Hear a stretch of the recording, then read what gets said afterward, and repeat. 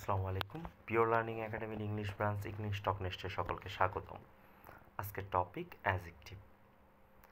যে ওয়ার্ড দ্বারা কোনো নাউন বা প্রোনাউন এর দোষ, গুণ, অবস্থা, পরিমাণ, সংখ্যা, বর্ণ ইত্যাদি বোঝায় তাকে অ্যাজেক্টিভ বলে। এখানে বর্ণ বলতে কালার বোঝানো হয়েছে, কালার, রং। অ্যাজেক্টিভ সম্পর্কে আমরা প্রথমে কিছু ছবি দেখে অ্যাজেক্টিভ চেনার চেষ্টা করব ছবির মাধ্যমে। যেমন এখানে দুইটো কার্টুন আকারে বয়ের পিকচার দেওয়া আছে। এখানে বলা হচ্ছে গুড বয়, তাহলে তার একটা গুণ বোঝাইলো। একটি বালকের গুণ হচ্ছে গুড বয়, ভালো ছেলে। ব্যাড বয়, খারাপ ছেলে, দোষ বুঝাইলো। এরপর যদি অবস্থা বলি, অবস্থা বললে রিচ ম্যান, পুয়ার ম্যান, তাহলে এগুলো একটা মানুষের অবস্থা বোঝায়, কি অবস্থায় আছে সে। এরপর যদি দেখি পরিমাণের জন্য 5 কেজি ম্যাঙ্গো মানে 5 কেজি আম, পরিমাণ বোঝালো। এরপর যদি সংখ্যা বলি, একটি ঐতিহাসিক খেলা হয়েছিল ব্রাজিল এবং জার্মানির মধ্যে, যেখানে ব্রাজিল 1টি গোল দিয়েছিল এবং 60টি গোল হজম করেছিল। 1 গোল 7 গোলস, তাহলে এখানে সংখ্যা বোঝালো। এই সংখ্যা বোঝালে এটি অ্যাজেক্টিভ হবে। এবার দেখি কালার। কালার কিভাবে হয়? Red pen, blue pen, black pen.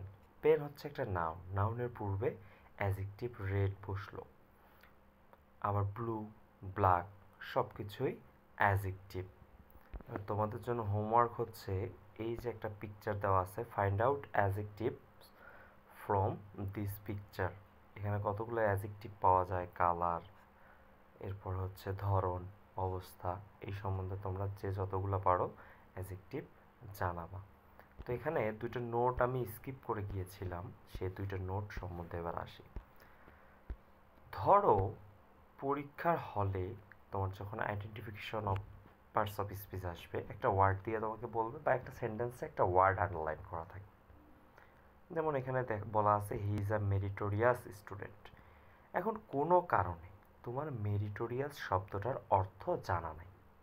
অর্থ জানা না থাকলে তো তুমি বুঝবাও না যে এটা দ্বারা দোষ, গুণ, অবস্থা কি বুঝাইছে, বা এটা নাউন কি প্রোনাউন বা অ্যাডজেক্টিভ অ্যাডভার্ব।